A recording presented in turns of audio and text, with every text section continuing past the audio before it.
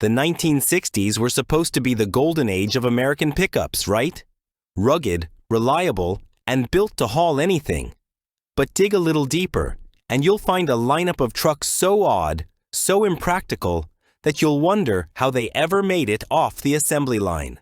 What happens when bold experiments crash into real-world driving?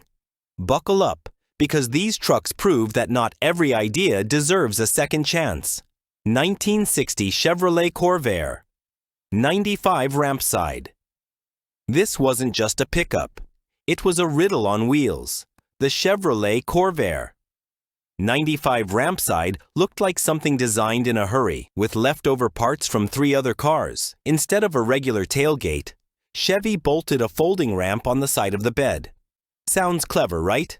Until you trip over it, again and again. Chevy's idea was simple. Make loading heavy cargo easier by rolling it up the ramp instead of lifting. And for delivery guys, it worked for about 5 minutes. But then came the headaches. People forgot the ramp was down and stumbled over it. Cargo slid off if it wasn't secured tight. And to top it off, this truck had its engine in the rear, under the bed. Great for a flat load surface, terrible for maintenance. Need to fix the engine? First, unload all your cargo. The design also made the truck steer like a toy. With no weight over the front wheels, it felt light and twitchy, almost floating. Add cargo in the back, and suddenly it was tail-heavy and unstable.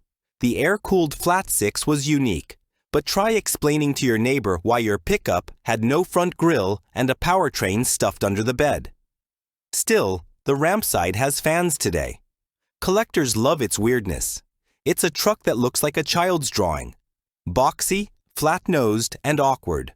Was it practical? Not really. Was it unforgettable? Absolutely. The Rampside proves that sometimes a game-changing idea just creates more problems than it solves. 1961. Ford Falcon Ranchero.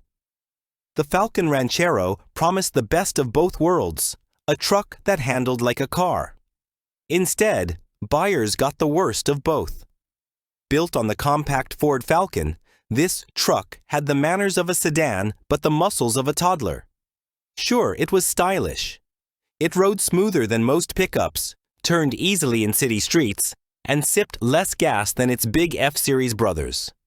That made it appealing to urban drivers and small business owners who didn't need a farm workhorse. But try using it like a real truck, and disaster struck. One owner recalled loading a refrigerator into the bed, only to watch the rear end sag so low the headlights pointed at the sky. Cars behind him thought he was signaling UFOs. The problem was simple. It wasn't built for real work. The suspension groaned under weight, the unibody construction flexed like cardboard, and the tiny bed couldn't fit much anyway. Throw in wheel wells that ate into the cargo area, and you had less hauling room than a station wagon. Was it fun to drive empty? Sure. Was it a truck? Only in name. The Ranchero was perfect if your idea of cargo was groceries, a lawn chair, or maybe a couple of plants. Anything heavier, and you needed a real pickup, or a friend with one. And yet, the Falcon Ranchero has a cult following. It turned heads with its sleek looks and proved that some people want the idea of a truck without ever needing one. For those folks, it was a quirky ride that stood apart. For everyone else, it was the moment Ford accidentally built a pickup that could barely pick up anything. 1963. Jeep Gladiator Thriftside. Now here's a truck that looked tough, but carried a secret flaw. The Jeep Gladiator Thriftside slapped on retro step-side fenders straight out of the 1940s, giving it a hot rod vibe. Cool to look at, useless in practice. Those chunky fenders gobbled up precious bed space. The Gladiator was supposed to be Jeep's full-size do-it-all work truck. But with the Thriftside, hauling anything wide turned into a puzzle. Try loading a couple of boxes or gear, and you'd find yourself playing Tetris with the wheel wells. The reduced space meant it was better suited to coolers and bags of mulch than lumber or tools. A truck designed to be rugged ended up tripping over its own styling. Underneath, it was still Jeep tough. The inline 6 or optional V8 could tackle trails, mud, and back roads with ease. Off-road, it lived up to the Jeep badge. But the second you wanted to use it like a real pickup, say, for a weekend hardware store run, the Thriftside's odd proportions got in the way. And then there's the name, Thriftside. Sounds economical, right? Not quite. The V8 drank fuel with enthusiasm, and the boxy body fought the wind on highways like a rolling brick wall. Owners loved the look, but admitted it wasn't practical. Over the years, the Thriftside earned a place in the Quirky Classic Hall of Fame. It's remembered less for what it could do, and more for how it looked standing still. Jeep tried to blend nostalgia with utility, but ended up with a truck too pretty to work hard. The Thriftside proves that sometimes form really does sabotage function. 1967. Ford M715 Civilian version. At first glance, the Ford M715 looked unstoppable. Big, boxy, military-inspired, this was the truck you'd pick to haul supplies into the wilderness. But here's the twist. It was painfully underpowered. Under that commanding frame sat a 230 cubic inch straight six that wheezed like it was begging for a nap. For a truck that looked ready to take on mountains, the M715 struggled just to climb hills. Owners joked that it could climb anything eventually. On highways, forget about keeping up. You'd floor the gas and still watch traffic pass with ease. Yet, off-road, it was another story. Built with heavy-duty suspension and rugged Jeep DNA, it crawled over rocks, churned through mud, and soaked up abuse without breaking a sweat. But that strength came at a cost: speed. Driving it on pavement felt like dragging an anchor. Every incline was a battle, and every merge onto the freeway was a gamble. Inside, it was pure utility. No frills, no comfort.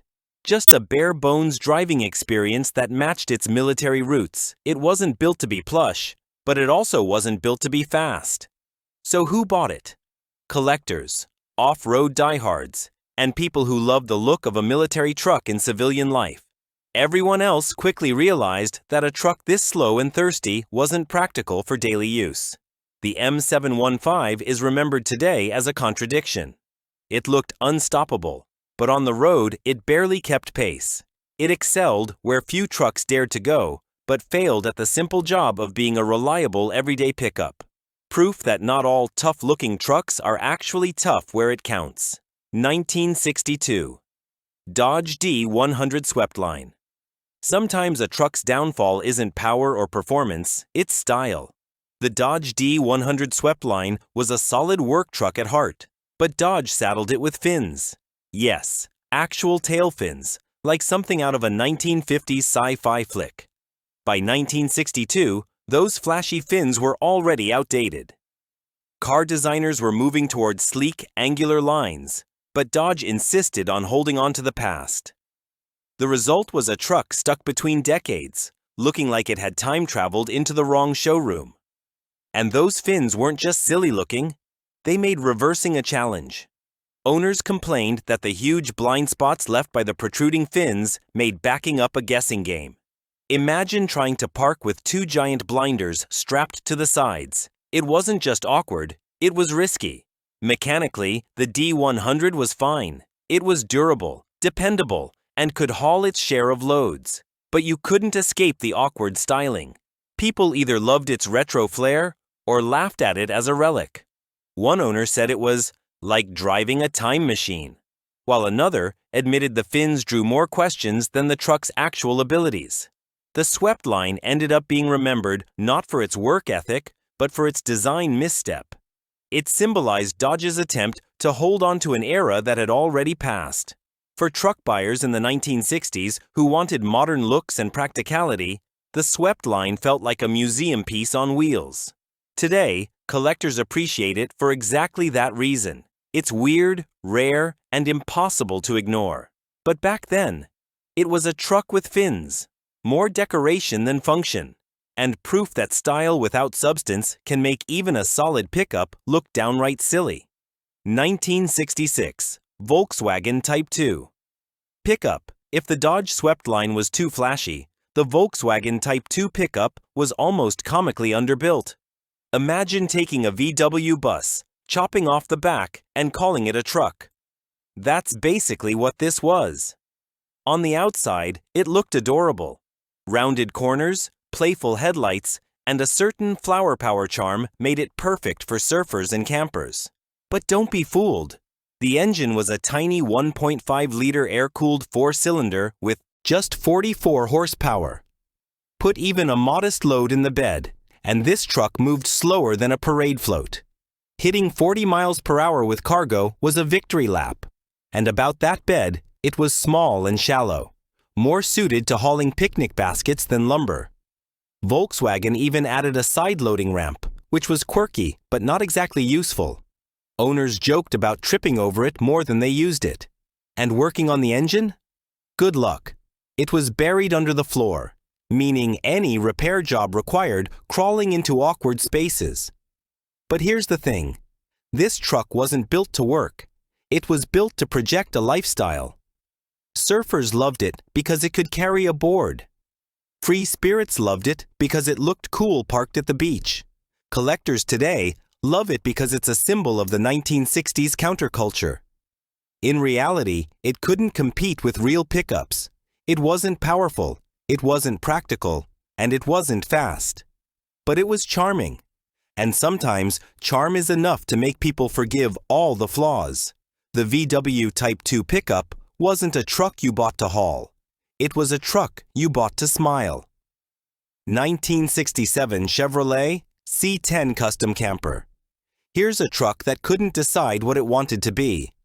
The Chevrolet C10 Custom Camper promised the comfort of a luxury car with the utility of a pickup. Instead, it delivered a strange middle ground that left buyers scratching their heads. On the inside, this truck was downright fancy for the 1960s.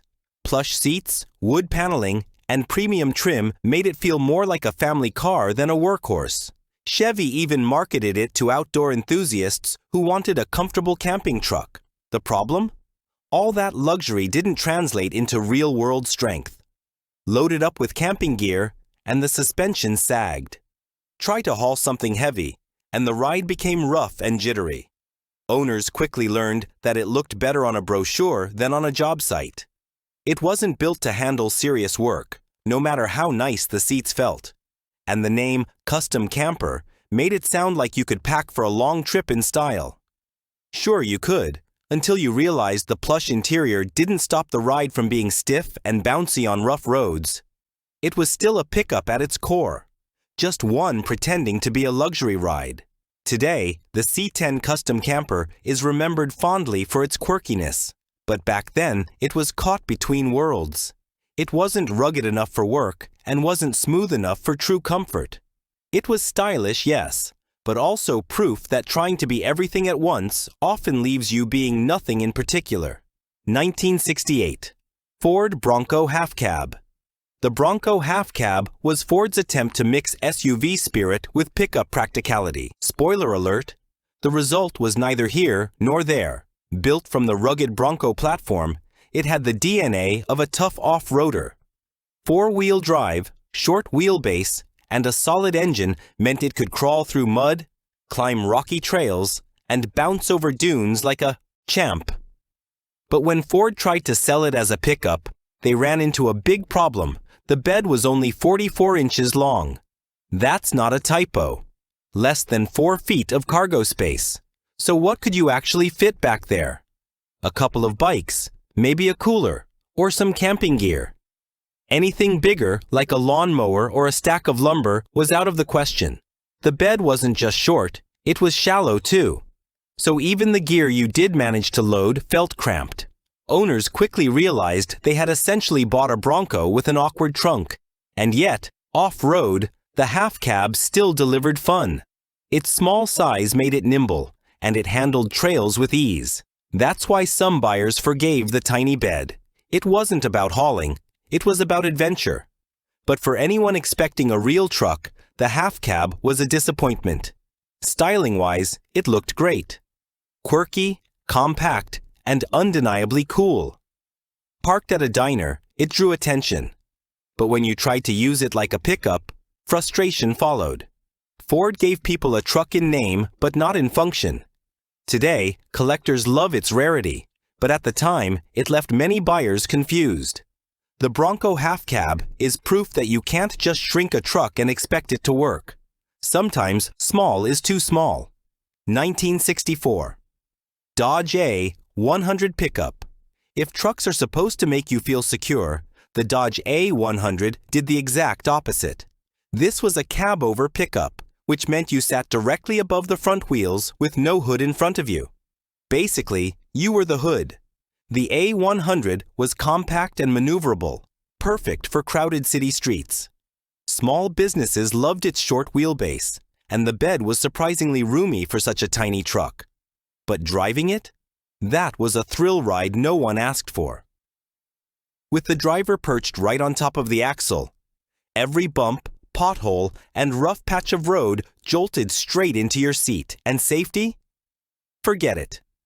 With no crumple zone in front, you were about as protected as someone riding a skateboard into traffic. Braking hard sent shivers down your spine, literally. One owner compared it to being strapped to a rolling skateboard with a steering wheel. Handling was twitchy too. The steering was overly sensitive, making it feel like a shopping cart trying to survive rush hour. Despite all that, some people adored it. The A100 was tough, utilitarian, and had a charm that appealed to fans of oddball designs. It looked like a rolling box, but in a way that made it stand out. For urban deliveries, it worked. For daily driving comfort, not so much. In the end, the A100 was more spectacle than solution. It proved that fitting more truck into less space came at a cost. Comfort, safety, and peace of mind. It's remembered now as a curiosity, a truck that gave drivers a front row seat to danger and a ride that felt more like an amusement park attraction than a commute. 1969, GMC Handi-Bus Pickup. The GMC Handi-Bus Pickup looked like the result of a van and a truck getting confused halfway through. Their jobs. GMC basically took a commercial van, lopped off part of the back, and added a shallow pickup bed. The outcome? A vehicle that was neither a good van nor a good truck. Its proportions were awkward from the start. Tall roofline, wide body, and a stubby little bed made it look like a shoebox on wheels. The high center of gravity didn't help either. Driving it felt like balancing on stilts. Cornering was a rocking, swaying experience that left drivers wondering if they might tip over. As for hauling capacity, the bed was too shallow to carry anything serious. Sure, you could toss in some boxes or light deliveries, but it lacked the strength and depth of a real pickup. Meanwhile, it didn't have the interior space of a true van either. It lived in the worst possible middle ground. The cabin was bare bones, with plain seats and a high driving position that only emphasized the awkward design. It wasn't comfortable, it wasn't versatile, and it wasn't stylish. It was, however, memorable, for all the wrong reasons. The Handi-Bus never found a real audience. Traditional truck buyers wanted more bed space. Van fans wanted more interior room. This hybrid left both sides unsatisfied. Today, it's mostly remembered as an experiment that never quite worked.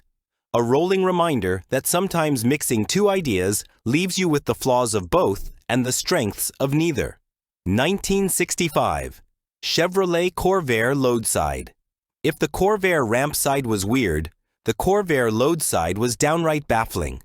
Chevy took away the one thing that made the Rampside interesting, the side-loading ramp, and left buyers with a shallow, tiny bed that barely carried anything. Built on the same rear-engine platform, the Loadside suffered all the quirks of its sibling.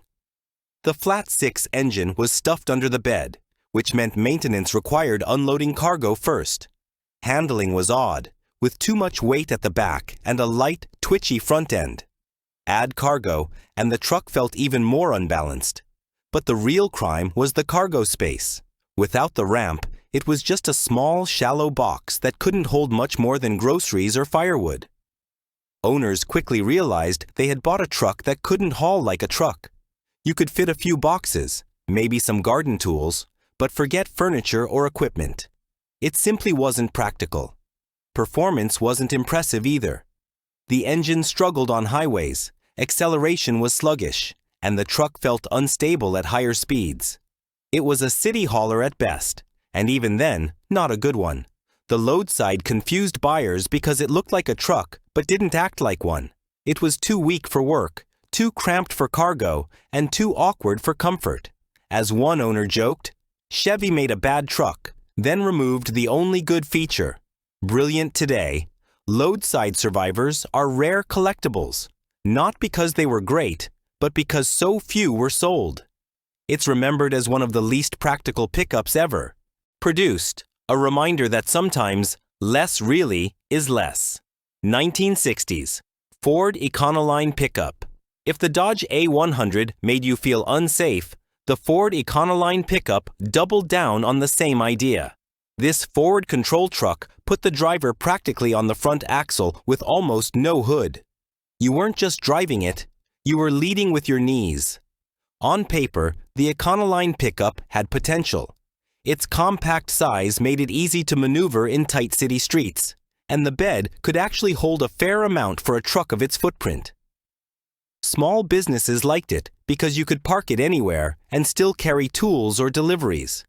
But behind the wheel, it was a different story. The seating position felt strange from the start. You sat higher than most cars, looking straight down at the pavement in front of you. Every bump, every pothole, every ripple in the road sent shockwaves through the seat. Handling was twitchy, with light steering that made it feel like a carnival ride more than a work vehicle, and like the Dodge A100, the lack of a crumple zone meant that if things went wrong, the driver was alarmingly close to the action. Then there was the look. Without a hood, the Econoline Pickup had a stubby, almost cartoonish design. Some people loved its boxy quirkiness, while others thought it looked unfinished, like someone chopped off the front of a normal truck and called it good enough. For all its faults, the Econoline Pickup did build a small cult following. Owners appreciated its uniqueness, and collectors now see it as a rare glimpse into an era of design experiments. But in its day, it was mostly seen as impractical, uncomfortable, and just a little too odd to trust. It's the perfect example of how the 1960s gave us trucks that were memorable, but not always for the right reasons. So there you have it. 12 trucks from the 1960s that prove not every design belongs on the road.